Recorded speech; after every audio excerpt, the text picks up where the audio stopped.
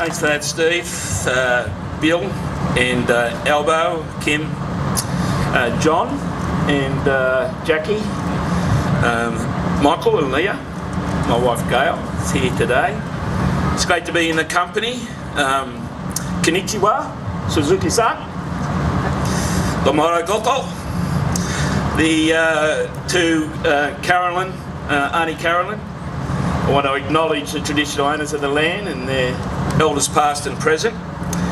When you think about the Bass Strait, it was a long walk from the Northern Territory down to Tasmania for our first people, and now we're crossing it by sea. It is Australian land, it was Australian land, and now it's Australian water. And at this time of reconciliation, just not with our first people, but in our community generally, the words and Auntie Carolyn's words continue to reinforce the importance of First People and respect for elders and leadership over the last 50 or 60,000 years. So thank you very much, sister. And to your mob, the Boonwurrung people. The Bass Strait, Tale of Two Cities, they launched one of the ships last week, I understand, John? Scott Morrison, was it? What did he have to say? I understood that he'd said that he'd identified any Australian seafarers in the Bass Strait. He was going to send them to Manus Island. Was that it? And he was going to get BHP and BlueScope to take over from Paladin. That was my understanding. When you think about what we're doing here, this is the basis for Australian industry. Kim knows it. You can't have a civilised society, you can't have a civilised community. And I just thank Melissa for not being here from the State Port Minister, so I'm going to take her 3 minutes too, if that's all right, John. You can't have a civilised society without recognition of our sovereign rights. And shipping is part of the supply chain to our sovereign rights. Talking about blood sacrifice, Steve, I've got a short list if you want one. I can get a few people along and we can make a sacrifice somewhere along, maybe afterwards in the pub. I want to also say, while commenting generally on shipping matters, just what a wonderful contribution BlueScope and BHP has made to Australian shipping. I was the last ship that I was named, or was part of the process of naming, was the Iron Pacific. 350,000 tonne of ship to carry iron ore between Port Hedland and Port Kembla and BHP coal up to Korea and China. That was the last ship. And that was a long line of BHP ships.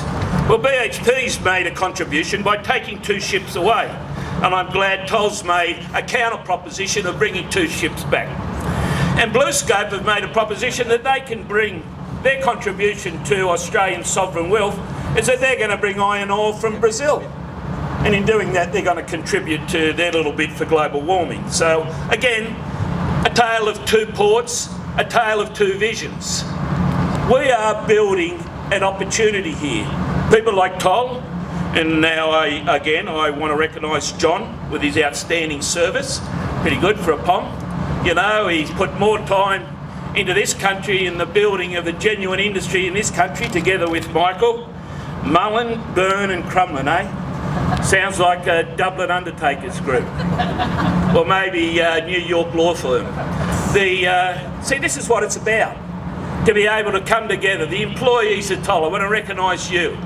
You know, the stevedoring workers, the seafarers sailing aboard it. You know, there's an ability now to define and differentiate in a way that we've never done before. By the way, when BlueScope takes over Manus Island for Australian seafarers, I understand VICT will be doing the stevedoring. So welcome to them if they're here. Nick? So again, you know, let's enjoy our heritage, as Sister Carolyn identified. Let's understand we are a shipping nation, as Bill identified. Let's identify that the Bass Strait is essential. It's a bit like that old story about Liam Flannery, that wonderful drover who went everywhere in Australia, and someone stood him up. He said, I can name a place that you never drove to, Liam. He said, I've been everywhere, 2 or 3 times. He said, you've never been to Hobart? He said, yes, I have. He said, how'd you get across the Bass Strait? He said, I didn't go that way. Well, we do go this way. We carry Australian cargoes across the Bass Strait. We're doing it with a company in Japan that wholly owns Toll, that has a belief and a vision for supply chain, not only for the country, not only for the sub-region, but for the region and internationally. This is true vision. And Bill Shorten outlined it with vision, with determination, with productivity, with the ability to continue to reinforce the wonderful maritime and industrial history. We will make this country great again. Thanks very much for the opportunity to speak.